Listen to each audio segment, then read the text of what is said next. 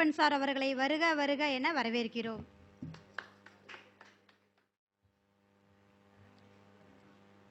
பெற்றதாயும் பிறந்த பொன்னாடும் நற்றவாவானினும் நன்னி சிறந்தனவே, மாசில் வீணையும் மாலை மதியமும் வீசுதென்றலும் வீங்கிலவேனிலும் மூசு வண்டரை பொய்கையும் போன்றதே, ஈசனந்தன் இணையடி நீழலே, வானார்ந்த பொதியின்மிசை வளர்கின்ற மதியே, மன்னியமோ வேந்தர்கட மடி வளர்த்த மகளே, தேனார்ந்த தீஞ்சுனிசால் திருமாலின் குன்றம் தென்குமரி யாயிளைஞர் செங்கோட்குள் செல்வி, காணார்ந்த கட்கண்டே நட்கணியே கண்ணே கனியமுதே, யக்கட்புலஞ்சேர் தேவி, ஆனாத நூற்கடலை அளித்தருளும் அமிழ்தே, அம்மே நின் சீர் முழுதும் உரைதல் யார்களிதே. குரு வாழ்க, குருவேதனை. ஜோதிட சொந்தங்களுக்கு வணக்கம். உச்சம் நீச்சம் ஆகும் இடம் என்ன சொல்கிறது அப்படிங்கிறது என்னோட டாபிக். உச்சம் நீச்சம் ஆகும் இடம் என்ன சொல்கிறது? மேசத்துல சூரியன் உச்சம், மேசத்துல சூரியன் உச்சம். அப்போ சூரியன் உச்சம் அப்படின்னா நீங்க என்ன சொல்றாங்க? சூரியன் உச்சம் ஆயிடுச்சுன்னா அவனுடைய அப்பா கெத்தா இருப்பார், அப்பா ஊருக்குள்ள ஒரு பெரிய ஆளா இருப்பாரு, இல்ல அவர் அவர் பேர் சொன்னா அந்த ஏரியாவில் தெரியும் அப்படிங்கிறத நம்ம எல்லாரும் சொல்லிட்டு இருக்கோம். இதானே நம்ம சொல்லிட்டு இருக்கிறோம். ஆனா அந்த உச்சக்கிரகம் என்ன பண்ணுன்னா, அப்பாவை நல்லா இல்லைன்னா, அப்பா சரியில்லைன்னு வச்சுங்களேன், அந்த குடும்பத்தில் அப்பா சரியில்லைன்னா, ஒரு ஜாதகனுக்கு சூரியன் மேசத்தில் நீச்சமா இது உச்சமா இருக்கு அப்படின்னா, அவங்க அப்பாவுடைய பொசிஷன் நல்லா இருந்ததுன்னா இந்த ஜாதகனுடைய வாழ்க்கை சிறப்பா இருக்காது, இருக்கவே இருக்காது. நீங்க வேணா பாருங்க, எத்தனை ஜாதகத்தை வேணாலும் பாருங்க. இது சிறப்பா ஏன் தெரியுங்களா? அது இண்டிகேட் பண்ணுது. எல்லாமே நம்மளுடைய கர்மாவனுடைய பதிவு தான் ஜாதகம். ஒவ்வொரு கிரகமும் ஒரு பதிவை சொல்லுது. அப்போ சூரியன் அங்கே உச்சமாக இருக்குது அப்படின்னா அவங்க அப்பாவை சரியாக பார்த்துக்கணும், அவங்க அப்பாவை கரெக்டாக இருக்கணும், அவங்க அப்பாவும் கரெக்டாக இருக்கணும். அப்படி இருந்தால் மட்டும்தான் இந்த ஜாதகனுக்கு அந்த மதிப்பு மரியாதை மற்றது அனைத்துமே எல்லாமே இருக்கும். இல்லை அப்படின்னா இவனுக்கு வாழ்க்கை ரொம்ப சிரமமாக போயிடும். அந்த மாதிரி பண்ணும். அடுத்து பார்த்தீங்கன்னா ரிஷபத்தில் சந்திரன் உச்சமாகிறார். அப்போ ரிஷபத்தில் சந்திரன் உச்சமாகுதுன்னா அவங்க தாயார் நல்லா இருக்கணும், தாயாரை நல்லா பார்த்துக்கணும். அப்படி இருந்தால் மட்டும்தான் இவனுக்கு அந்த தேகம் அப்படிங்கிறது நல்லா இருக்கும். இல்லைன்னா இவன் ஒரு நோயாளியாவே ஆயிடுவான். அம்மா சரியில்லை, ரிஷபத்தில் சந்திரன் உச்சமா இருக்கிறவனுக்கு அம்மா சரியில்லைன்னு வச்சுங்களேன், தாயார் சரியில்லைன்னா இவன் ஒன்று சிக் பேஷண்ட்டாக இருப்பான். இல்லை அப்படின்னு வச்சுங்களேன், இவன் குடும்பம் சரி வராது. இவனோட குடும்பத்துக்குள்ளே ஏகப்பட்ட குழப்பங்கள் எல்லாம் இருக்கும், தேகம் ரொம்ப வலிக்கும். இந்த மாதிரி எல்லாம் பிரச்சனைக்கு ஆளாயிடுறாங்க. அடுத்து பார்த்தீங்கன்னா கடகத்தில் குரு உங்களுக்கு கடகத்தில் உச்சமாகிறார். ஆனால் அப்படி இருந்துன்னு வச்சுங்களேன், குழந்தைகளை நீங்கள் சரியாக பராமரிக்கல, குழந்தைகளை நீங்கள் சரியானபடி ரூட் கொண்டு போகலன்னு வச்சுங்களேன், உங்கள் வாழ்க்கை ரொம்ப சிரமத்துக்கு ஆளாயிடும். அந்த ஜாதகன் ரொம்ப சிரமத்துக்கு ஆளாயிடுவான். அப்போ குழந்தைங்க அப்படிங்கிறது அதே மாதிரி பெரும் பணத்தையும் சொல்லும். நீங்கள் அது இது மட்டும் இல்லை, பெரும் பணத்தையும் சொல்லும். அப்போ பெரும் பணத்தை நீங்கள் கையாளுறது அப்படிங்கிறது சிறப்பாக இருக்கணும்.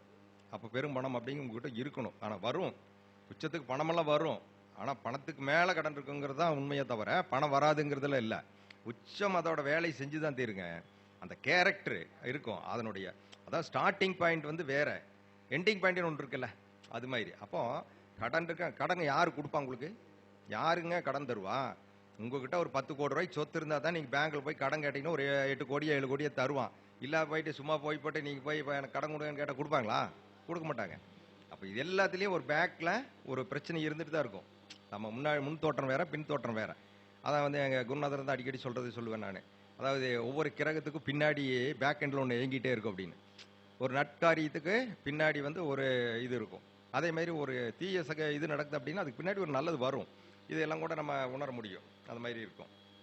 அடுத்து பார்த்தீங்கன்னா கண்ணியில் புதன் இருக்கு அப்படின்னா இவங்க கல்வியை மதிக்கணுங்க. ஃபர்ஸ்ட் கல்வியை மதிக்கணும், ரெண்டாவது தாய் மாமனையும் மதிக்கணும். அப்போ தாய் மாமனையும் கல்வியும் இவங்களுக்கு சரியா அமையலைன்னா இவங்களுடைய வாழ்க்கை அவ்வளோக்கா சரியா இருக்கிறது இல்லை. அது என்ன பண்ணுதுன்னு கேட்டிங்கன்னா வாழ்க்கை துணை நன்றாக இருக்காதுங்க, வாழ்க்கை துணை பாதிக்கப்படுவாங்க அப்படிங்கிறது. அடுத்து பார்த்தீங்கன்னா துலாத்தில் சனி. துலாத்தில் யாருக்கெல்லாம் சனி இருந்துன்னா அது உச்சம் துலாத்தில் அப்படின்னா நீங்கள் என்னன்னா உங்களை விட கீழே இருக்கிறவங்கள, அது கூட ஒர்க்கர்ஸாக இருக்கலாம், அல்ல லேபர்ஸு, மற்ற இது நம்மளை விட வசதியானவங்க, நம்ம வீதியிலேயே இருக்கிறவங்க, இப்போ யாரெல்லாம் நம்மளை விட கீழே இருக்காங்களோ ஏதோ ஒரு விதத்தில் படிப்பில் கம்மியாக இருக்கிறவங்களா இருக்கலாம், அல்லது வசதியில் கம்மியாக இருக்கிறவங்களா இருக்கலாம், எதை வேணாலும் இருக்கலாம். அப்படி இருக்கிறவங்கள நம்ம அவங்கள தெய்வம் மாதிரி பார்த்துக்கணும். அவங்களுக்கு எந்த அளவுக்கு நீங்கள் எல்லாம் துலாத்தில் யாருக்கெல்லாம் சனி இருக்கோ நீங்கள் பாருங்கள், நம்மளை விட கீழே இருக்கிறவங்க ஹெல்ப் பண்ணி பாருங்கள், உங்கள் வாழ்க்கை சிறப்பாக மேலே வரும். இதெல்லாம் நீங்கள் செஞ்சே பார்க்கலாம், சூப்பராக வருங்க. நீங்கள் அந்த டெய்லி ஒரு ஆளுக்காவது ஒரு சாப்பாடு இல்லைன்னா ஒரு ஸ்வீட்டு, நம்மளால என்ன தகுதி இருக்குதோ நம்மளை விட கீழே இருக்கிறவங்களுக்கு ஒரு 10 ரூபா கொடுத்து அவங்ககிட்ட ஒரு சின்ன சந்தோஷம் பார்த்துட்டீங்கன்னு வச்சுங்களேன், அந்த நாள் உங்களுக்கு சிறப்பாக இருக்கும். இது அந்த சனி அந்த இடத்துல உச்சமாக இருக்கிறவங்க. அடுத்து பார்த்தீங்க அப்படின்னா துலாம் முடிஞ்சு மகரம். மகரத்தில் செவ்வாய். மகரத்தில் செவ்வாய் இருக்க யாருக்கெல்லாம் உச்சமாக இருக்குதோ அவங்க சகோதரனை நல்லா பார்த்துக்கணும். சகோதரனை நல்லா பார்த்துக்கணும். இளைய சகோதரமாக இருந்தாலும் சரி, மூத்த சகோதரமாக இருந்தாலும் சரி, சண்டை போடக்கூடாது. அப்பா வயலே சொத்து இருக்குது அப்படின்னா, இல்லை நான் இது வச்சுக்கிறேன், வச்சுக்குப்பா, போப்பா, வச்சுக்கணும் அப்படின்னு சொல்லிடணும். அப்படின்னு சொல்லிட்டீங்கன்னு வச்சுங்களேன், அவனுக்கு எவ்வளோ கொடுக்குறீங்க? 2 கோடி ரூபாய் நீங்கள் சொத்தை பிரித்து கொடுத்தீங்கன்னா உங்களுக்கு 4 கோடி ரூபா கடவுள் கொடுத்துருவாரு. ஆனால் அவங்க கூட சண்டை போட்டுட்டீங்கன்னு வச்சுங்களேன், உங்களுக்கு கொண்டு போய் கீழே போட்டு அமுத்தி விடுறாரு. இதுதான் உண்மைங்க. நீங்கள் செவ்வாய் வந்து யாருக்கெல்லாம் உச்சமாக இருக்குதோ அவங்க சகோதரன் கூட எக்காரணம் கொண்டு சண்டை போடக்கூடாது, சொத்து பிரச்சனை பண்ணக்கூடாது, தகராறு பண்ணக்கூடாது, விட்டு கொடுக்குற மனப்பான்மையை வளர்த்துக்கணும். இது வளர்த்துக்கிட்டீங்கன்னா உங்கள் வாழ்க்கை சிறப்பாக வந்து இதுதாங்க நம்ம சொல்கிறது. எல்லாமே உங்கள் ஜாதகத்துக்குள்ளே தான் இருக்குது. நல்லதும் அங்கே தான் இருக்குது, கெட்டதும் அங்கே தான் இருக்குது. அப்போ நீங்கள் எதை எடுத்துக்கிறீங்க அப்படிங்கிறது தான் அதனால வந்து நீங்கள் என்னென்னு செவ்வாய் வந்து அங்கே உச்சமாக இருக்கிறவங்க நீங்கள் சகோதரனை பகிச்சுக்கூடாது, சகோதரனை விட்டு கொடுக்கணும். விட்டு கொடுத்தீங்கன்னா உங்களுக்கு லாபம் கொட்டும். இதுதான் உண்மை. அடுத்து பார்த்தீங்கன்னா மீனம். மீனத்தில் சுக்கிரன் வந்து உங்களுக்கு உச்சமாக இருக்கிறவங்கெல்லாம் பார்த்தீங்கன்னு வச்சுங்களேன், அதாவது பெண்கள் கிட்ட எதுவுமே பிடிவாதம் பண்ணக்கூடாது. பெண்கள் வந்து கேட்குறாங்கன்னு வச்சுக்கலாம், தெரிஞ்ச பொண்ணோ தெரியாத பொண்ணோ, இப்போ அவங்களே கேட்குறாங்க, யார் ஒருத்தர் வராங்க, சார் கொஞ்சம் பேனா கொடுங்க அப்படின்னு கேட்டாங்கன்னா இந்தமா கொடுத்துடணும். நம்ம குடும்ப பெண்கள் மட்டும் இல்லை, நம்ம சுற்றி இருக்கிறவங்க மட்டும் இல்லை, யாராக இருந்தாலும் பெண்கள் கிட்ட வந்து ஒரு பஸ்லேயே போகிறோம், ஒரு ஷீட் இல்லை வர்றாங்க அப்படின்னு வச்சுங்களேன், உட்காந்துக்குமா அப்படின்னு கொடுத்துடணும். கொடுத்துட்டு நீங்கள் எந்திரிச்சு நினைன்னு வச்சுங்களேன், உங்களுக்கு ஒரு தண்டனை மாதிரி ஆயிரும், அவங்களுக்கு ஒரு ஹெல்ப் பண்ண மாதிரி ஆகிடும். இது வந்து உங்களுக்கு என்ன பண்ணுதுன்னா ப்ளஸ்ஸாக மாறிக்குது, மைனஸு ப்ளஸ்ஸாக மாறிக்குது. இந்த மாதிரி வேலையை இந்த உச்சக்கிரகங்களாலும் செய்யும். சரி, உச்சக்கிரகங்களால் இப்படி பண்ணி நீச்சக்கிரகங்களெல்லாம் என்ன பண்ணும்? அடுத்து அது வேணுமில்ல. ஒரு பக்கத்தை மட்டும் சொல்லிட்டு போயிட்டு இன்னொரு பக்கத்தை யார் சொல்கிறது? இப்போ சனி மேசத்தில் நீச்சமடைவார். இப்போ வந்து என்னென்னா மேசம் அப்படிங்கிறது மண்டை தலை. அப்போ மேசத்தில் வந்து மேச லக்கணம்னால கொஞ்சம் கிருன்னு தான் இருக்கும் இல்லைங்களா? அது கர்வம் இருக்கத்தான் செய்யும். ஆனால் அவங்க என்ன பண்ணணும்னா சனி மேசத்தில் இருந்துன்னா யாருக்கிட்டையுமே இறங்கி போயிடணுங்க. சரிங்கய்யா சொல்லுங்கய்யா, ரைட்டுங்கய்யா, பண்ணிடலாங்கய்யா அப்படின்னு மட்டும் சொல்லி பாருங்க, உங்கள் வாழ்க்கையில் நீங்கள் சிறப்பாக வந்துடுவீங்க. அப்போ அந்த சனி வந்து ஆக்டிவேட் ஆகிடும், உங்கள் தொழில் சூப்பராக வந்துடும். நீங்கள் போய் பேரம் பேசக்கூடாது எந்த இடத்துலையே. சரி அப்படிங்களா, பரவாயில்லைங்க, ஏதோ எங்களுக்கும் கட்டுப்படி ஆகணும்ல அப்படின்னு சொல்லி பேசி பாருங்க, அவன் பொருள் வாங்கிட்டு போயிடுவான். நீங்கள் பேரம் பேசி இவ்வளோதான் ரேட்டு, இந்த ரேட்டுக்கு தான் நான் வாங்கியிருக்கேன் அப்படி இப்படின்லாம் பேசி பாருங்க, நடக்காது. ஆனால் சனி வந்து நீச்சமாக யாருக்கெல்லாம் மேசத்தில் இருக்கும் அவங்க வந்து டெக்னிக்காக இறங்கி போனாங்கன்னு வச்சுங்களேன், 100 ரூபா பொருளை 500 ரூபாய்க்கு விற்று போடலாம், பண்ண முடியும். அது மார்க்கெட்டிங் பண்ணுறதுக்கு இந்த வாய்ப்பு கொடுக்கும். அடுத்து செவ்வாய் கடகத்தில் நீச்சம். இப்போ செவ்வாய் கடகத்தில் நீச்சமாச்சின்னு வச்சுங்களேன், உங்களுக்கு என்ன பண்ணணும்னா மூத்த சகோதரம், அது பர்டிகுலராக மூத்த சகோதரத்துக்கிட்ட நம்ம வந்து இறங்கி போயிடணும். இறங்கி போயிட்டீங்கன்னா உங்கள் வாழ்க்கையில் சிறப்பாக வரும். அப்போ தான் உங்களுக்கு வந்து வீடு அமையும். வீடு வண்டி வாகனமெல்லாம் அமையணும் அப்படின்னா யாருக்கெல்லாம் கடகத்தில் வந்து நீச்ச செவ்வாய் இருக்குதோ அவங்க மூத்த சகோதரத்துக்கிட்ட விட்டு கொடுத்து இறங்கி போயிட்டாங்கன்னா இவங்களுக்கு வீடு வண்டி வாகனம் தாயார் எல்லாமே சிறப்பாக அமைஞ்சிருவாங்க. அந்த சனி மேசத்தில் இருந்து நான் சொல்ல மறந்துட்டேன். நீங்கள் அப்படி இறங்கி போய் பண்ணும்போது தனம் வந்து உங்களுக்கு கூடும், தனம் வந்து கூட ஆரம்பிக்கும் அப்படிங்க. அடுத்து சுக்கிரன் வந்து கண்ணியில். இந்த பெண்கள் கிட்ட வந்து நீங்கள் இறங்கி போகணும். பெண்கள் வந்து எது கேட்டாலும் ஒரு கடனே கேட்குறாங்க, ஒரு 100 ரூபா கொடுங்க அப்படின்னு சொன்னால் கொடுத்துடணும். திருப்பி கேட்கக்கூடாது, வேண்டாம், அவன் கொடுக்கும்போது கொடுக்கட்டும் அப்படின்னு விட்டுட்டிங்கனாலே போதும். அந்த மாதிரி பண்ணிங்க அப்படின்னா உங்களுக்கு அந்த பிரச்சனை எதுவுமே இல்லை, பெண்கள் சார்ந்த பிரச்சனை இல்லாமல் உங்களோட சுகம் வேலை இந்த மாதிரி சமாச்சாரம் எல்லாமே உங்களுக்கு அருமையாக அமைச்சிரும். சூரியன் துலாத்தில் நீச்சம் அப்படி இருந்துன்னு வச்சுங்களேன், மேலதிகாரிகிட்டையுமே அப்பா கிட்டையுமே நம்ம இறங்கி போயிட்டீங்கன்னு வச்சுங்களேன், உங்களுக்கு வந்து ஒன்றும் பிரச்சனை இல்லை. என்ன பண்ணுன்னா அந்த சூரியன் வந்து அங்கே இருந்துன்னா கணவன் மனைவி உறவு பாதிக்காது, மேம்படும். கணவன் மனைவி உறவு ரொம்ப சிறப்பாக இருக்கும் இறங்கி போயிட்டீங்க அப்படின்னா. அடுத்து பார்த்தீங்கன்னா சந்திரன் பார்த்தீங்கன்னா விருச்சிகத்தில். இன்னைக்கு வந்து தாயார்கிட்ட இறங்கி போயிடணும். தாயார் மாதிரி இருக்கிற பெண்கள்கிட்ட இறங்கி போயிடணும். அப்படின்னா என்னன்னா ஒரு குழந்தை பிறந்த பெண்கள் எல்லாமே தாய். குழந்தை பெற்றுக்கிட்டாங்கன்னா அவங்க தாய். குழந்தை இருக்கா இல்லையா அது வேற சமைச்சிடும். குழந்தை பெற்றுட்டாங்க, கர்ப்பமாகி குழந்தை பெற்றுட்டாங்கனால அவங்க வந்து தாயை மாறிடுவாங்க. அப்போ அந்த மாதிரி இருக்கிற பெண்கள் கிட்ட வந்து நம்ம பணிவாக இருந்துக்கணும், அவங்ககிட்ட விட்டு கொடுக்கணும். அவங்ககிட்ட வந்து விவாதம் பண்ணுறது, ஆர்குமெண்ட் பண்ணுறது, எழுத்து நிற்கிறது, சண்டை போடுறது, இந்த வேலையெல்லாம் பண்ணாமல் விட்டுட்டிங்கன்னா உங்களுக்கு என்ன ஆகும் தெரியுங்களா? விருச்சிகத்தில் பண்ணும்போது பண்ணிங்கன்னா உங்களுக்கு ஆயுள் கூடும். யாருக்கெல்லாம் வந்து ஆயுள் பாதிப்பு இருக்குன்னு நினைக்கிறீங்களோ அவங்களுக்கு யாராருக்கு வந்து சந்திரன் வந்து விருச்சிகத்தில் இருக்கான்னு பாருங்கள். இருந்துன்னு வச்சுங்களேன், இந்த மட்டும் ஒரு இது சொல்லி கொடுங்க, அவங்க பண்ணிட்டோம், அவங்களுடைய இது வந்து ஆயுள் விருத்தியாகும், கூடும். எப்படிப்பட்ட சிக்காக இருந்தாலும் கூட ஐசியூக்கு போனாலும் கூட திரும்பி வந்துடுவாங்க அவங்கெல்லாம். இந்த மாதிரி இருக்கும்போது எளிய பரிகாரம் எங்கே போய் தேட வேண்டாங்க. பரிகாரம் இங்கே நம்மக்கிட்ட தான் இருக்குது. நம்மளே பரிகாரம், நம்மளே வில்லங்க, நம்ம தான் அதுக்கு இது ரெமெடி நம்ம தான் அப்படிங்கிற மாதிரி தான் இருக்குது. ஜோதிடத்தை வந்து நம்ம போட்டு ரொம்ப கசக்கிட்டு ரொம்ப தேடிட்டு அங்கே ஓட இங்கே ஓடங்கள்லாம் ஓட வேண்டாம், எல்லாமே நம்மக்கிட்ட இருக்குன்னு சொல்லிடலாம். அடுத்து குரு வந்து மகரத்தில் நீச்சமாவார். இப்போ இந்த குழந்தைகிட்ட வந்து நம்ம குழந்தைக்கு எது கேட்டாலும் இல்லைன்னு சொல்லக்கூடாது. குழந்தைகளை பொறுத்த வரைக்கும் கொடுத்துடணும், கேட்டது கொடுத்துடணும். அது கொடுத்துட்டு அதுக்கப்புறம் அதே புரிஞ்சிட்டும் கூட கொடுத்துரும். 1000 ரூபா கொடுங்கப்பா அப்படின்னு கேட்டா, எடுத்து இந்த 2000 ரூபா வச்சுக்க அப்படின்னா, எதுக்கு 2000 கேட்கும், திருப்பி கேட்கும். இல்லை நீ பாக்கெட்டில் வச்சுக்க, போயிட்டு செலவு பண்ணி மிச்சம் பண்ணதை எடுத்துட்டு சொல்லிட்டீங்கன்னு வச்சுங்களா, அந்த குழந்தை என்ன பண்ணு தெரியுங்களா, 800 ரூபாய் செலவு பண்ணி போட்டு மீதி 1200 ரூபா கொண்டு வந்து கொடுக்கும் உங்ககிட்ட. இதுதான் டெக்னிக்ங்க. இது தெரியாம நம்ம போயிட்டு அதே அவளை கேட்கறேன் அப்படின்னு சொல்லி மிரட்டினீங்கன்னு வச்சுங்களேன், இவரே கேட்டேன் எப்ப கேட்டாலும் இப்படித்தான் அப்படி. இது பாத்தீங்கன்னா நம்ம இதெல்லாம் நம்ம இயல்பு இல்லையா, நம்ம எல்லாருமே பார்த்துட்டு இருக்கோம். நம்ம ஒன்றும் புதுசா ஒன்றும் சொல்றது இல்லை, இருக்கிறத நம்ம சொல்றோம். அந்த மாதிரி அப்ப வந்து குழந்தைகள் விட்டு கொடுத்தீங்க அப்படின்னா என்ன ஆகும் தெரியுங்களா, தொழில் விருத்தி ஆகும். தொழில் விருத்தி கொடுக்கும். ஏன்னா காலப்புருஷனுக்கு 10ஆம் இடம் இல்லைங்களா, அதனால வந்து தொழில் விருத்தி கொடுக்கும் அப்படின்னு சொல்ல. அடுத்து பார்த்தீங்கன்னா புதன் மீனத்துல, அப்படி புதன் மீனத்துல வந்து இருக்கிறவங்க என்ன பண்ணணும்னா, இளைய சகோதரத்துக்கு விட்டு கொடுக்கணும். இளைய சகோதரத்தை விட்டு கொடுக்கணும். நம்ம தாய் மாமன் அப்படின்னா அம்மாவோட தம்பி இளைய மாமன், மூத்த மாமன் இல்லை இளைய மாமன். இளைய மாமன் கூட நம்ம வந்து மெர்ஜ் ஆகிட்டா, இளைய மாமனுக்கு நிறைய எல்லாம் பண்ணிட்டு அவருக்கு வேணுங்கிறதெல்லாம் பண்ணிட்டு இருந்தான்னு வச்சுங்களேன், இந்த புதன் என்ன பண்ணுவாரு, பக்காவை ரெடி பண்ணிடுவார் நம்மளை. அப்போ என்னன்னா, இதனால நமக்கு என்ன பயன் கிடைக்குன்னா, விரயத்தை வந்து நம்ம குறைச்சிக்கலாம். நம்ம சுப விரயமாக மாறிடும். விரயம் இருக்கும் ஆனால் சுப விரயமாக மாறிடும். அதனால வந்து நம்ம ஒன்றும் பாதிக்கப்பட மாட்டோம் அப்படிங்கிறத சொல்லலாம்.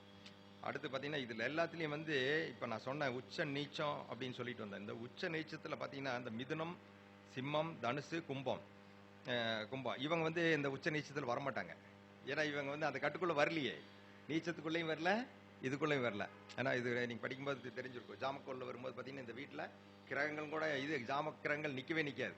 அப்போ என்னன்னா அந்த இந்த 4 லக்கணமுமே அது ஒரு சபிக்கப்பட்ட மாதிரி இல்லைங்களா, அப்படிதானே? ஏன்னா ஜாமக்கோளே அங்கே நிற்கிறது இல்லை, அந்த 8 இதில் தான் நிற்கும். மீதி 4 வந்து இவங்களை வந்து நிற்கிறது இல்லை. இது என்ன சொல்லுதுன்னா, இது வந்து ஜென்ம கர்மா உள்ள இடம்னு அர்த்தம். நீங்கள் எப்பவுமே பாருங்க, மிதுனத்தில் பிறக்கிறவங்களோ அல்லது வந்து சிம்மத்தில் பிறக்கிறவங்களோ, தனுசில் பிறக்கிறவங்களோ, கும்பத்தில் பிறக்கிறவங்க, இது ஜென்மாந்திர கர்மாவில் பிறக்கிற ஒரு இதுதான். ஆனால் இவங்க வந்து என்ன பண்ணுறாங்களோ நேர் ஆப்போசிட்டான விளைவு நடக்கும். ஆப்போசிட்டாக நடக்கும். கோயிலை வாங்கிக்கிட்ட போனால் பணம் கிடைக்கும்னு நான் நினச்சி போனேன்னா, இப்போ தாங்க கொடுத்தேன், பணம் இருந்து வாங்கிட்டு போயிட்டாங்க, இந்நேரம் வரைக்கும் இருந்து வந்தவங்களுக்கெல்லாம் இருந்து உங்களுக்கு இல்லையும்பா, இது வரைக்கும் வந்தவங்களுக்கெல்லாம் மூளை இருந்துங்க, உங்களுக்கு தான் மூளை இல்லையும்பா, தீந்து வச்சும்பா. அது மாதிரி கதை தான் இது. இந்த மாதிரி தான் பண்ணும். இந்த லக்கணம் ராசிகள் வந்து நம்மளை வந்து எப்போவுமே ஒரு கிரிட்டிசைஸ் பண்ணிகிட்டே தான் இருக்கும் அப்படின்னு நம்ம தெரிஞ்சுக்கணும். நம்ம வந்து அவங்க என்ன பண்ணணும்னா அக்செப்டன்ஸ் ஏற்றுக்கணும். அது பண்ணால் மட்டும்தான் இவங்களுக்கு வந்து ரெமடியை தவிர வேற நீங்கள் என்ன தலைகீழ கட்டி தொங்குனாலும் அதுக்கு ரெமடியே கிடையாதுங்க. ஏற்றுக்கணும். பரவாயில்ல எனக்கு இல்லையா, தீந்து போச்சா, ரைட் விடு அப்படிங்கிறது தவிர அடுத்தது என்ன பண்ணிக்கலாம் அப்படிங்கிற மாதிரி தான் பண்ணுமே தவிர, ஏன் வந்து அவனுக்கு மட்டும் போட்டால் எனக்கே போடல, 2 தோசை சுட்டு அவனுக்கு போட்டு நான் வந்தோன்னே தீந்து மாவு தீந்து வச்சுன்னு சொல்கிறேன் அப்படின்னு சண்டை போடக்கூடாது. சரி ரைட்டு விடுங்க பரவாயில்ல அப்படின்னு சொன்னால், சரி உப்புமா இருக்கு உனக்கு கலரி கொடுத்துருப்பா சாப்பிடுப்பா அப்படின்னு சொல்லி அவங்க கொடுப்பாங்க. எந்த தாயும் விட மாட்டாங்க இல்லையா, அப்படி கொடுப்பாங்க. அதுதான் நம்மளுக்கு விதிக்கிறது. நமக்கு அவ்வளோதான் சொல்கிறாங்கல்ல, இதுக்கு இவ்வளோதான் உனக்கு அப்படிங்கிற மாதிரி அது கிடைக்கும் அப்படிங்கிறத நம்ம புரிஞ்சுக்கணும். புரிஞ்சுட்டு வாழ்ந்தால் மட்டும்தான் அவங்களோட வாழ்க்கை சிறப்பாக இருக்கும் அப்படிங்க சொல்லலாம். அடுத்து பார்த்தீங்கன்னா நம்ம இந்த 12 ராசிகளுக்கும் நம்ம எல்லாமே சொல்லுவோம். மேசம் அப்படின்னா ஆடு, ரிஷபம் அப்படின்னா காளை, அடுத்து பார்த்தீங்கன்னா மிதுனம் அப்படின்னா 2 ஆணும் பெண்ணும் மியூசிக் வாசிக்கிற மாதிரி இருப்பாங்க, ஒரு ஆணும் ஒரு பெண்ணு இருப்பாங்க. இப்படி தான் நம்ம எல்லாம் பார்த்துட்டு இருக்கிறோம். ஆனால் இதுக்கு வந்து என்னென்னா மூலநூலில் இருக்கதான், நான் புதுசாக ஒன்றும் கண்டுபிடிச்சதில்லை. அது வந்து நம்ம வந்து ஈஸியாக நம்ம வச்சுக்கிட்டு நம்ம பலன் சொல்றதுக்கு ஈஸியாக பண்ணுக்குன்னா ஒரு சின்ன ரூல் பாருங்க. மேசம் அப்படின்னா சிறுத்தை, மேசம்னா சிறுத்தின்னு ஞாபகம் வச்சுக்கணும். அப்போ அந்த குணம் வந்து அவங்ககிட்ட இருக்கும். நீங்கள் பாருங்க, சிறுத்தியோட குணம் அவங்ககிட்ட இருக்கும். ரிஷபம் அப்படின்னா கரடி குணம் இருக்கும். ரிஷபம்னா கரடி, அந்த கரடித்தனமெல்லாம் இருக்கும் அவங்ககிட்ட. ஆமாம், ரிஷபத்துக்கிட்ட நீ கேட்டு கொடுக்கலின்னு வச்சுங்க, அவ்வளோதான் ஒரே போட்டு தள்ளி இருந்துறீங்களா, யாருன்னு பார்க்காது. அதுக்கு ரிஷபத்துக்கோட கேரக்டர் அப்படி தான் இருக்கும். நீங்கள் பார்த்தீங்கன்னா தெரியும். அதுக்கு என்ன வேணுமோ அதுக்கு கொடுக்கணும். கொடுக்கலின்னு வச்சுங்களேன், கிடைக்கலின்னா விக்ரஸ் ஆகிடும். அந்த மாதிரி. மிதனம்னா நரி, மிதனத்துக்காரங்கிட்ட நரி தந்திர எல்லா வேலையும் இருக்கும், சகலமும் பண்ணுவான் அப்படிங்கிறத நான் அந்த மிதனத்துக்கிட்ட இருக்கோம். அது கடகம் அப்படின்னா எல்லாரும் நண்டு நண்டுன்னு சொல்லிட்டு இருக்கீங்க, அது முயல். கடகம் தன்னைத்தானே வாழ்த்திக்குவான். கடகத்துக்காரன் தன்னைத்தானே வாழ்த்திக்குவான், தன்னுக்குத்தானே முத்தம் கொடுத்துக்குவான். ஏன்னா அந்த முயல் ஓடி போய் ஒரு எதிரிகிட்ட இருந்து தப்பிச்சிச்சுன்னா போய் ஒரு இடத்துல போய் தப்பிச்சு நின்றுச்சுன்னு வச்சுங்களேன், போனோன்னே என்ன பண்ணு தெரியுங்களா, அந்த காலை முத்தம் கொடுக்கும் முயல். ஏன்னா அந்த கால் தானே நான் ஓடி வந்த இல்லை எனக்கு அப்படின்னு. அப்போ யாரும் வந்து கடகத்துக்காரனை போய் நீங்கள் போய் தூக்கி நிறுத்தி அவனையெல்லாம் தட்டி பாராட்டணும்லாம் அவசியமே கிடையாதுங்க. கடகத்துக்காரன் தன்னைத்தானே புகழ்ந்து தன்னைத்தானே பாராட்டி தானே மேலே போயிடுவான். அதுக்கு தான் சொல்லுவாங்க ஆற்று நீர் அப்படின்னு. ஆற்று நீர் வந்து முன்னாடி குப்பை கொட்டினாலும் அடிச்சுட்டு போகும், மரம் கிடந்தாலும் அடிச்சுட்டு போகும், என்ன போட்டினாலும் சரி, எது கிடந்தாலும் சரி, லாரியே போனாலும் லாரி உருட்டிட்டு போயிடும். இல்லைன்னே வச்சுங்களேன், அதனால உருட்ட முடியல, அடுத்த பக்கம் சைடை ரோடை போட்டு அது போயிட்டே இருக்கும். எதை பற்றி கவலைப்படாது. அது கடந்து வந்த பாதையை திரும்பி பார்க்காது. இது வந்து அந்த ஆற்றினுடைய குணம். அது வந்து இந்த கடகத்துக்கு இருக்கும். அப்போ முயல்னு வச்சுக்கணும். சிம்மம் அப்படின்னா, சிம்மம் அப்படிங்கிறது, சிம்மம் அப்படிங்கிறதுக்கு பொருள் வந்து ரெண்டு இருக்கு. ஆண் பெண் ரெண்டு சிங்கத்தையும் சேர்த்தீங்கன்னா தான் சிம்மம் அப்படின்னு சொல்றோம். ஆனா இதுக்கு என்ன சொல்லணும், சிங்கம் அப்படின்னு சொல்லணும். ஏன்னா இந்த மலையாளத்தை சொல்லுவாங்கல்ல, சிங்க மாசம் அப்படின்னு சொல்லுவாங்க மலையாளத்துல. சிம்ம மாசம்னு சொல்ல மாட்டாங்க, சிங்கம் அப்படிம்பாங்க. அப்ப என்னன்னா ஆண் சிங்கத்துக்கு பேர் தான் சிங்கம் அப்படின்னு. அப்போ இது வந்து பாத்தீங்கன்னா சிம்மம் அப்படிங்கிறது வந்து சிங்கம் அப்படின்னு சொல்லி, அந்த சிங்கத்தினுடைய குணம் இருக்கு அவங்ககிட்ட. தேவையில்லாம யாருமே சீண்ட மாட்டாங்க அவங்க. நீங்க பாருங்க, சிம்ம ராசிக்காரர் பாருங்க, சிம்ம லக்னத்துக்காரர் பாருங்க, அனாவசியமா யாருக்கிட்ட பேச கூட மாட்டாங்க, பக்கத்துலேயே உட்காந்துருந்தாலும் பேச மாட்டாங்க. அவங்க பேசுறாங்க அப்படின்னா காரியம் இருக்கும், காரியம் வந்து பேசுவாங்க, கரெக்டாக பேசுவாங்க, கரெக்டாக முடிச்சுட்டு போயிடுவாங்க. இந்த குணம் வந்து அவங்ககிட்ட இருக்கும். சிங்கத்து மேலே போய் படுத்து தூங்கிட்டு இருக்கோம், அது மேலே போய் மான் குட்டி போய் மேலே ஏறி ஜங்கு ஜங்குன்னு குதிச்சாலும் கூட அது எப்படி தலை தூக்கி பார்த்துட்டு அப்புறம் படுத்துக்கும். அதோட வேலையை அது பார்க்க ஆரம்பிச்சிடும். இது குதிச்சதை பற்றி கவலையப்படாது. ஆனால் அதுக்கு பசியாச்சுன்னு வச்சுங்களேன், எங்கே இருந்தாலும் போய் ஒரே அடி அடிச்சிடும், அந்த வேலையை பண்ணும். அதுதான் சிங்கம், சிங்கத்தினுடைய குணம். அடுத்து கன்னி. கன்னி அப்படின்னா பூனை அப்படி. இது என்ன பண்ணுன்னா, தனக்கு என்ன தேவையோ அதை மட்டும் பண்ணும். அதே டைமில் வந்து அடுத்தவங்களை எச்சரிக்கைப்படுத்தும். கன்னி வந்து எச்சரிக்கைப்படுத்தும். பூனை பாருங்க, ஒரு வீட்டுக்குள்ளே ஒரு பாம்பு வருது, ஊறிட்டு வருதுன்னு வச்சுங்களேன், வந்தோடனே இது பார்த்துருது. பார்த்தோன்னே இது வந்து விட்டத்து மேலே ஏறி உட்காந்து கத்துது, பாம்பு வருதுன்னு சொல்லிட்டு. அதுக்கப்புறம் நம்ம யாரும் வரல அப்படின்னா தான் இது கீழே இறங்கி போய் அதை போய் அடிக்கும், இது அடிக்கும். இந்த குணம் வந்து அந்த கன்னிக்கு உண்டு. கன்னி வந்து எச்சரிக்கைப்படுத்தும். கன்னியை வந்து நம்ம அனாவசியமாக நம்ம எடுத்தெறிஞ்செல்லாம் பார்க்கக்கூடாது. கண்ணிக்கிட்ட அந்த அதனால தான் அங்கே போய் புதனுக்கு உச்சம் கொடுத்துருக்காங்க. ஐக்யூ பவர் அங்கே இருக்கும். அங்கே வந்து சுக்கிரன் நீச்சமாகுது பார்த்தீங்களா, அந்த வேலையை அந்த இது வந்து கன்னியை பொறுத்த வரைக்கும் நம்ம கவனமாக பார்த்து, கன்னி யார் சொன்னாலும் கன்னி சொல்கிறத காதில் கேட்கணும். இது வந்து நம்மளுக்கு நல்லது அப்படின்னு. அடுத்து துலாம். துலாம் அப்படின்னா தராசு, தராசுன்னு எல்லாம் படிச்சிருக்கிறோம் துலாத்துக்கு. அடுத்து ஆனால் தராசு அன்னப்பறவை, தண்ணியும் பாலையும் பிரிக்கும்.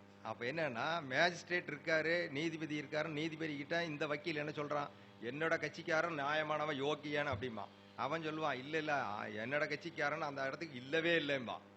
ஆனால் அவர் வந்து ரெண்டு பேர்த்தையும் கேட்டுருப்பார். எவன் தேடன்னு கண்டுபிடிச்சுடுறல, கண்டுபிடிச்சாலும் ஜட்ஜ்மெண்ட் கொடுக்குறாரு. அதுதான் அன்னப்பறவைங்க, அன்னப்பறவைன்னு சொல்லணும். அடுத்து விருச்சிகம். விருச்சிகம் அப்படின்னா நம்ம மேலே வந்து அந்த தேல் அப்படின்னு தான் சொல்லிட்டு இருப்போம். விருச்சிகம் அப்படிங்கிறது வந்து பாம்பு, பாம்பு தான் விருச்சிகம். விருச்சிகத்தினுடைய ஒரு பெண் அப்படின்னா பிரசவம் சிரமமாக இருக்கும். பிரசவ டைமில் ரொம்ப கவனமாக இருக்கணும், எச்சரிக்கையாக இருக்கணும். இல்லை அப்படின்னா அவங்களுக்கு வந்து ஏதோ ஒரு விதத்தில் நல்லா இருப்பாங்க, எல்லாம் சுகப்பிரசவம் தான் சொல்லுவாங்க. கடைசியில் பார்த்தீங்கன்னு வச்சுக்கோங்க, திடீர்னு ஏதோ சின்ன ட்ரபிள் வரும். அந்த மாதிரி வந்து அதுக்கப்புறம் ரெக்கவர் ஆகிடுவாங்க அப்படிங்கிற மாதிரி வரும். அதே மாதிரி அது என்னன்னா பாம்புன்னு சொல்கிறோம். அந்த பாம்பு அப்படிங்கிறது குழந்தைங்க அப்படி தான். விருச்சிகலாம் யார் அம்மாவாக இருக்கிறாங்களோ அவங்ககிட்ட குழந்தைங்க வந்து கவனமாக இருந்துக்கணும். இல்லைன்னு வச்சு மண்டையில் தூக்கி டமார்னு போட்டுரும். போட்டதுக்கப்புறம் மண்டை உடஞ்சதுக்கப்புறம் அதே கட்டு போடும், அது வேற. ஆனால் பக்கத்துலேயே எச்சரிக்கையாக இருக்கணும் குழந்தைய. ஏன்னா பாம்பு வந்து குட்டியை பிடிச்சி தின்னு விடும் அப்படிங்கிற அந்த குணத்தை வந்து இந்த இடத்துல நம்ம சுட்டி காட்டுறதுக்காக தான் அது வச்சிருக்கிறாங்க.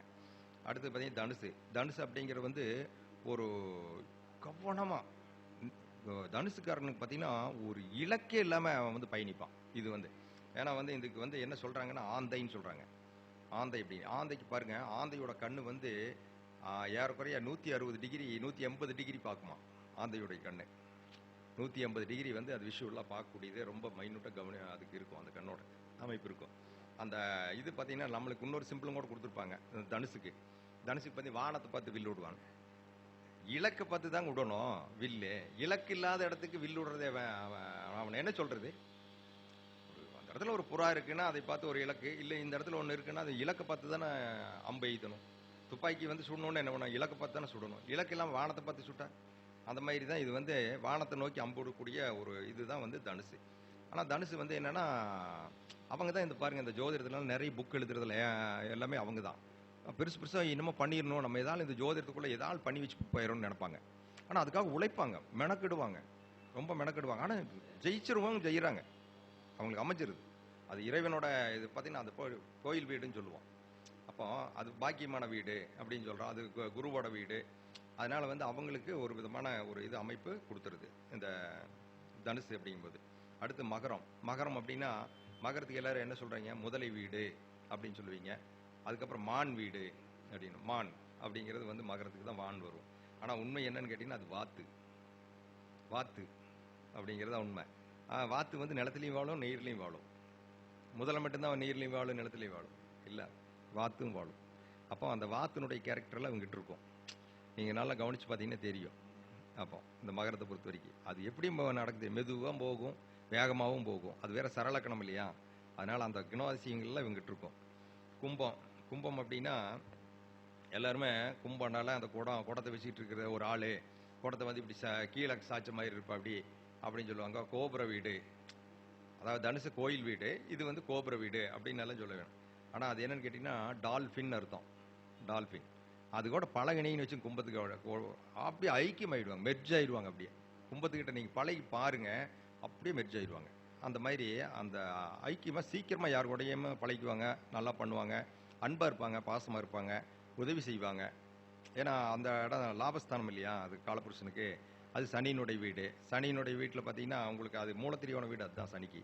அதனால் வந்து என்னென்னா கும்பத்துக்கிட்ட நீங்கள் பழகி பார்த்தீங்கன்னா தெரியும், ரொம்ப அருமையான அற்புதமான மனிதர்களாக இருப்பாங்க, நல்லா பழகலாம். அந்த மாதிரி நல்லா இது பண்ணக்கூடிய அது வந்து டால்ஃபின் பேர். டால்ஃபின் கூட பார்த்தீங்கன்னா அது மனிதன் கூட அப்படி பழகும், எல்லாம் தெரியும். அடுத்து மீனம். மீனம் அப்படின்னா பச்சோந்தின்னு அர்த்தம். மீனம் அப்படின்னு பச்சோந்தி அப்படின்னா அவர் வந்து டாக்டிஸை தப்பிச்சிருவாங்க. ஏதாவது பிரச்சனையில் மாட்டிக்கிட்டாங்கன்னா புத்திசாலித்தனமாக தப்பிச்சிருவாங்க. அதுக்கு வந்து நிறமாறுதல் அப்படின்னு. அது வந்து நம்ம நிறமாறுதல் பச்சோந்திக்கு உண்டான கேரக்டரு அப்படின்னா. ஆனால் இந்த இடத்துல நம்ம எப்படி எடுத்துக்கணும்னா எப்படியாவது ஒரு ரூட்டை போட்டு ஏதோ ஒன்று பண்ணி வெளியே வந்துடுவாங்க, தப்பிச்சிருவாங்க அவங்க. அப்படிங்கிறத அந்த மீனம். அந்த மீனத்துக்காரனா அவ்வளோ சீக்கிரம்லாம் சிக்க வைக்க முடியாது. அது வந்து கடல் ராசி. ரெண்டாவது நீளமாக இருக்கும். நீளம், நீல கலர் தானே மீனத்துக்கு சொந்தம். என்ன நீளம், கடல் நீளம் அப்படிங்கிற அது மாதிரி வந்து இருக்கிறனால இது எல்லாம் நம்ம படிச்சுட்டு பார்க்கும்போது நம்மளுக்கு நிறைய விஷயங்களை இதெல்லாம் சொல்லி கொடுக்கும். நம்ம வந்து ஜோதிடத்தில் அப்பப்போ அப்டேஷன் ஆகிக்கணும். பழசையே பிடிச்சிக்கிட்டு நம்ம வந்து அதை தொங்கிட்டு இருந்தனாலாம் வந்து நம்ம இது பண்ண முடியாதுங்க. அடுத்தது இந்த பரிகாரங்களை பற்றி ஒரு சின்ன ஒரு பிட்டு மட்டும் சொல்லிடுறேன். அதாவது இந்த பரிகாரங்கள் பண்ணுறோம் நம்ம எல்லாருமே. இந்த பரிகாரங்கள் பண்ணுறதுக்கு அப்படிங்கிறது 11 வகையான முறைகள் இருக்குது. அந்த முறைகள் படி பரிகாரம் பண்ணும்போது தான் நமக்கு பரிகாரங்கள் நிவர்த்தி ஆகும். அதுதான் வந்து நமக்கு வந்து சக்ஸஸ் கொடுக்கும் அப்படிங்கிறது. நான் முதல்ல என்னென்னா இப்போ எல்லாத்துக்குமே தெரியும். நம்ம ஃபஸ்ட்டு எல்லாத்துக்கும் தெரிஞ்ச பரிகாரம் என்னென்னு கேட்டேன்னா நெருப்பில் பண்ணுறது, விளக்கேற்றுறது, யாகம் பண்ணுறது, இது எல்லாம் வந்து நமக்கு எல்லாமே தெரியும். ஹோமம் பண்ணுறது, யாகம் பண்ணுறது, இது எல்லாத்துக்கும் தெரிஞ்ச விஷயம். அடுத்தது பார்த்தீங்கன்னா உடனே போய் ஆற்றுல போய் பண்ணுறது, கடலில் போய் பண்ணுறது, நீரில் பண்ணுறது, இது எல்லாத்துக்கும் தெரியும். முதல்ல நெருப்பு பரிகாரம், அடுத்து நீர் பரிகாரம், அடுத்து காற்று பரிகாரம். காற்று பரிகாரம்னா சாம்பிராணி போடுறது, ஊதுபத்தி ஏற்றுறது, ரெண்டாவது சண்டிங் பண்ணுறது, அப்புறம் ஸ்லோகங்கள் இது பண்ணுறது, இதெல்லாம் வந்து நம்ம கீர்த்தனைகள் அப்படிங்கிறதெல்லாம் பண்ணும்போது இது ஒரு விதமான ஒரு பரிகாரமாக இருக்குது. அடுத்து நிலப்பரிகாரம். அது நிலப்பரிகாரம் அப்படிங்கிறது பார்த்திங்க அப்படின்னா சில பேர் என்ன பண்ணுவாங்கன்னா நிலத்தை வந்து உழுதுருவாங்க. அந்த நிலம் விற்க மாட்டேங்குது அப்படின்னா அதெல்லாம் உழுது போடுங்க இதாயிரும் அப்படிம்பாங்க. இல்லை அதில் ஒரு பயிரை போடுங்க அப்படிம்பாங்க. வீடு கட்டுறதுக்கு முன்னாடி அதில் கொண்டுட்டு போய் கம்பை வேச்சிருங்க அப்படின்னு சொல்கிறோம். இதெல்லாம் வந்து ஒரு விதையான பரிகாரம். ஆனால் நிலத்துக்கு ஒரு உண்மையான பரிகாரம் என்னென்னா அதுக்கு பேர் சுதை பரிகாரம்னு பேர். சுதை பரிகாரம்னா எல்லாத்துக்கும் தெரியும். நீங்கள் எல்லாரும் பார்த்துருப்பீங்க, பார்க்காமலாம் இல்லை. ஆனால் எல்லாத்துக்குமே தெரியும். யாருமே வந்து அதை அக்செப்ட் பண்ணிக்கிறது இல்லை, நம்ம மண்டையிலேயே ஏற்றிக்கிறது இல்லை. நம்ம வாட்டுக்கு ஏதோ போக்கில் போயிட்டு இருக்கோம், அது என்னமோ வச்சிருக்குது அப்படின்னு. கோயிலெல்லாம் பாருங்கள், சின்ன சின்ன பொம்மை மாதிரி வச்சுருக்கோம். குழந்தை, அப்புறம் நாய், பூனை, அப்புறம் வேலு, ஒரு ஆண் துண்டு போட்ட மாதிரி ஒரு ஆண், அப்பா மாதிரி மீசை வச்ச மாதிரி ஒன்றும் இல்லை, சின்ன சின்ன குழந்தை, இந்த மாதிரிலாம் செஞ்சு வச்சுருக்கேன். இது எல்லாம் கேட்டால் இதுக்கு பேர் தான் சுதைன்னு பேர். அப்போ வந்து அந்த மண்ணை வந்து ஒரு என்ன பொருளாவோ எது வேணுமோ அதனுடைய உருவம் மாற்றி அதை சுட்டு அதை வந்து சுத்திப்படுத்தி திருப்பி வந்து அதுக்கெல்லாம் பெயிண்ட் பண்ணி அது கண்ணு திறந்து கொண்டு போய் கோயில் வைக்கிறது. இது வந்து ஒரு விதமான பரிகாரம் தான். இது சுதை பரிகாரம். இப்போ கூட இதில் ஜெயங்கொண்டம் வந்தார். இதுக்கு முன்னாடி மோடியா வந்திருந்தார், பிரதமர் வந்திருந்தப்ப அங்கே ஜெயங்கொண்டத்தில் மிகப்பெரிய ஒரு சுதை இருக்கு. அதாவது வந்து 30 அடி அகலம், 60 அடி நீளம், உயரம் வந்து 30 அடி 50 அடி உயரம்னு நினைக்கிறேன். அவ்வளோ பெரிய இதையை வந்து அந்த நாட்டினுடைய மன்னன் செஞ்சு வச்சிருக்கான். அது இன்னைக்கு வரைக்கும் இருக்குது. அது வந்து தொல்லியல் துறையில் இருக்குன்னு நினைக்கிறேன். ஆமாம், அந்த படம் கூட என்கிட்ட இருக்கு. ஆமாம், அதெல்லாம் வந்து அவன் போய் போரில் ஜெயிச்சதுக்காக அவன் பண்ணியிருக்கான். அவன் காளிகிட்ட வேண்டியிருக்கான். காளிகிட்ட வேண்டி அவன் போய் தன்னை விட பலமான எதிரியை ஜெயிச்சுட்டு வந்து அதை கட்டி வச்சிருக்கான் நினைவா. இது சுதை பரிகாரம் அப்படிங்கிறது அதுதான். அடுத்தது பார்த்தீங்கன்னா பூக்கள் மூலியமாக பண்ணக்கூடியது. நம்ம எல்லாமே பாருங்கள், அர்ச்சனைக்கு பயன்படுத்துறது எல்லாமே பூ வச்சு தான் அர்ச்சனை பண்ணுறாங்க இல்லைங்களா. அப்போ பூக்கள் மூலயமா நம்ம வந்து பரிகாரம் பண்ண முடியும். அடுத்து வந்து இலைகள், அதுக்கு பேர் பத்திரம்னு பேர். பத்திரம், அப்போ இலைகளை வச்சு நம்ம பரிகாரம் பண்ணிக்கிறது அப்படிங்கிறது. அதான் நம்ம வந்து தமிழினுடைய இது வந்து மருத்துவ முறையே இலைகளை வச்சு இந்த மாதிரி தான் இருக்கும். அடுத்து தானியங்கள் வச்சு தான் நான் நெய்வேத்தியம்னாலே உங்களுக்கு தானியம் இல்லாமல் நெய்வேத்தியமே இல்லையே. அப்போ நெய்வேத்தியங்கள் வச்சு பண்ணுறது, தானியங்கள் வச்சு பண்ணுறது. அடுத்து வந்து உலோகங்கள் வச்சு போக நம்ம எல்லாமே வச்சுருக்கோம். தங்கம், வெள்ளி, பித்தளை, இரும்பு, இது எல்லாமே வந்து உலோகங்கள். இந்த உலோகங்கள் வச்சு பண்ணக்கூடிய ஒரு பரிகாரம். அடுத்து பார்த்தீங்கன்னா தாதுக்கள் வச்சு பண்ணுறது. தாதுக்கள் வச்சு பண்ணுறோம் அப்படின்னா எல்லாமே பூமியிலிருந்து தான் எடுக்கிறோம். எல்லா தாதுமே வைரம் இங்கிருந்து எடுக்கிறாங்க, பூமியிலிருந்து எடுக்கிறாங்க. எல்லாமே வந்து அங்கே பூமியிலிருந்து வரும். அப்போ ஸ்டோன்ஸ் எல்லாமே அங்கிருந்து வருது. ஜெம் ஸ்டோன்ஸ் அப்படிங்கிறது, பச்சைக்கல் வருது, வெள்ளைக்கல் வருது, எல்லாமே பார்த்தீங்கன்னா உங்களுக்கு வந்து பூமியிலிருந்து தாதுக்கள் மூலியமாக பண்ணுறது. அடுத்து பார்த்தீங்க அப்படின்னா அதாவது தர்மத்தின் மூலமாக பண்ணுறது. அதாவது தானம், தர்மம். அதாவது ஒருத்தர் கேட்டு கொடுக்கறது, கேட்காம கொடுக்கறது இல்லையா? இது 2 பேர் தான் தான தர்மம்னு பேர். அப்போ உணவிடுதல் அப்படிங்கிறது. எதுக்கு வேணாலும் உணவிடலாம். நீங்கள் மனுஷனுக்கு தான் கொடுக்கணும்னாலும் கிடையாது. நீங்கள் மனுஷனுக்கு சாப்பாடு போடுங்க, அன்னதானம் போடுங்க, அப்படியெல்லாம் கிடையவே கிடையாதுங்க. எந்த உயிரிக்கு போட்டாலும் உங்களுக்கு வந்து அது பரிகாரமாக வேலை செய்யும். ஆமாம், எந்த உயிருக்கு போட்டீங்க, எறும்புக்கு போட்டீங்கனாலும் வேலை செய்யும், குருவிக்கு போட்டாலும் வேலை செய்யும், காக்காவுக்கு போட்டீங்கனாலும் வேலை செய்யும். அன்னதானம் மனுஷனுக்கு தான் போடணும் வச்சு இல்லை. மனுஷன் சாப்பிட்டு போட்டு நட்டி மறந்துட்டு போயிடுவான். ஆனால் அதெல்லாம் மறக்கவே மறக்காது. நீங்கள் பார்த்தீங்கன்னா ஒரு நாளைக்கு போட்டிங்கன்னா அடுத்த நாள் உங்கள் வீட்டுக்கு கரெக்டாக வரும். சரிங்களா? அது மாதிரி வந்து நீங்கள் பரிகாரங்கள் அப்படின்னா அன்னதானம்னு சொல்லாதீங்க. அதாவது வந்து நீங்கள் உணவிடுங்க, யாருக்கு வேணாலும் உணவிடலாம். இது வந்து பரிகாரமாக வேலை செய்யும் அப்படின்னு சொல்லலாம். அதுக்கு அடுத்து பார்த்தீங்கன்னா மர வழிபாடு. எல்லாத்தையும் விட எக்ஸலண்ட்டான பரிகாரம் எதுனா டாப்பஸ்ட் பரிகாரம் மர வழிபாடு. மர வழிபாடில் நம்ம எல்லாத்தையுமே சரி பண்ண முடியும், ஜெயிக்க முடியும் அப்படிங்கிறது இந்த மர வழிபாட்டில் இருக்குது. அப்போ நம்ம திருமண பொறுத்திலும் கூட பால் மரம் அப்படி இப்படின்னுலாம் வரும். இது எல்லாமே வந்து எங்கே இருக்குன்னு கேட்டால் அந்த மர வழிபாடு அப்படிங்கிறத நம்ம வந்து இது சொல்லலாம். அடுத்து பார்த்தீங்க அப்படின்னா நம்ம மனிதனுடைய ஒரு குணம் இருக்கும், நம்மக்கிட்ட ஒவ்வொருத்தருக்குள்ளே இருக்கும். அதாவது நம்ம இப்போ நம்ம இது ராட்சச குணம், மானசா, தாமசா அப்படின்னு எல்லாம் நம்ம எடுப்போம். இது வந்து குணத்துக்காக நம்ம வந்து ஜோதிடத்தில் சொல்லப்பட்டிருக்குங்க. ஆனால் இந்த குணங்களை தாண்டி நம்மளுக்குள்ள ஒரு ஈகோ அப்படிங்கிறது நமக்குள்ளே இருக்கும். அது என்ன பண்ணுன்னா அந்த ஈகோ வந்து என்னெல்லாம் பண்ணு பாருங்க. சாமதான பேத தண்டம் அப்படிங்குது. இத்தனையும் ஒருத்தர் பிரயோகப்படுத்துவான். இதெல்லாம் பண்ணுறதுல வந்து அரசியல்வாதிகளாம் நம்பர் 1 இருப்பான். அப்படின்னா சமாதானம் பேசுறது. வேண்டாப்பா, நம்மளுக்கு உனக்கு எதுக்கு இப்போ சண்டை, வாப்பா பேசி முடிச்சுக்கலாம் அப்படின்னு சொல்கிறது. இது வந்து சமாதானம் பண்ணுறது ஃபஸ்ட்டு. அதுக்கடுத்து தானம். அதுக்காக என்ன பண்ணுறது, ஒரு இதை கொடுக்குறது, காம்பன்சேஷன் கொடுத்து இந்தப்பா வச்சுக்கானே, இவ்வளோ வச்சுக்க, 2 லட்சம் ரூபாய் வச்சுக்கா. இப்போ எங்களுதுலாம் நடக்கும், டெண்டர்லாம் போடும்போது அந்த மாதிரி எல்லாம் நடக்கும். நீ வந்து டெண்டர் போட்டால் நீ வந்து எதுக்கு, சரி ஒரு அமௌண்ட் தர நீ வேலைக்கு அப்படின்னு இந்த மாதிரி எல்லாம் நடக்கும். அப்போ தானம் அப்படிங்கிறது. பேதம் அப்படிங்கிறது அவனை வந்து இந்த பில்லி சூனியம் வைக்கிறது, சூழ்ச்சியில் பண்ணுறது அப்படிங்கிறது, மிரட்டுறது, சூழ்ச்சியில் பண்ணுறது, அவனை அடுத்தவனை தூண்டி விட்டு அவனுக்கு வில்லங்கத்தை கொடுக்கறது, அந்த இடத்துல அவன் இருக்க முடியாத அளவுக்கு அவனை டார்ச்சர் பண்ணுறது, இதெல்லாம் வந்து பேதம். அதுக்கடுத்து தண்டம் அப்படின்னு வச்சுங்களேன், போட்டு தள்ளிடுறது. இதுதான் வந்து கடைசியை பயன்படுத்துறது. எல்லாம் முடியலன்னு வச்சுங்க, அவன் இருந்தால் தாண்டா பம்ப் பண்ணிகிட்டே இருக்கான்னு சொல்கிறான் பாருங்க, இந்த தண்டம் அப்படிங்க. அது பனிஷ்மெண்ட். அதுக்கு தான் தண்டிக்கிறதுன்னு சொல்கிறோம்ல. இப்படி ஜெயில் பிடிச்சி போடுறாங்கல்ல, பெரிய இதெல்லாம் ரொம்ப டார்ச்சர் பண்ணிட்டு இருந்தான்னு வச்சுங்களேன், குண்டாசில் பிடிச்சி உள்ள போடுறான்னா, இதெல்லாம் என்னன்னா அதுதான் தண்டம். அப்போ இந்த மாதிரி இதெல்லாம் இருக்குது அப்படிங்கிறத நம்ம தெரிஞ்சு வச்சுக்கலாம். இதோடு இதை முடிச்சுக்கலான்னு பார்க்குறேன். இந்த குபேர கலச அறக்கட்டளையினுடைய நிறுவனர்கள் இந்த ஒரு அரிய வாய்ப்பை கொடுத்தமைக்கு அவர்களுக்கு நன்றி கூறி, இதுவரை என்னுடைய பேச்சை கேட்ட அனைத்து ஜோதிட சொந்தங்களுக்கும் மீண்டும் நன்றி கூறி விடைபெறுகிறேன். நன்றி, வணக்கம். மிக அற்புதமாக பேசிய சார் அவர்களுக்கு நன்றியை தெரிவிக்கும் விதமாக பாலமுருகேஸ்வர் சார் நடைபெற்றுமாறு கேட்டுக்கொள்கிறோம்.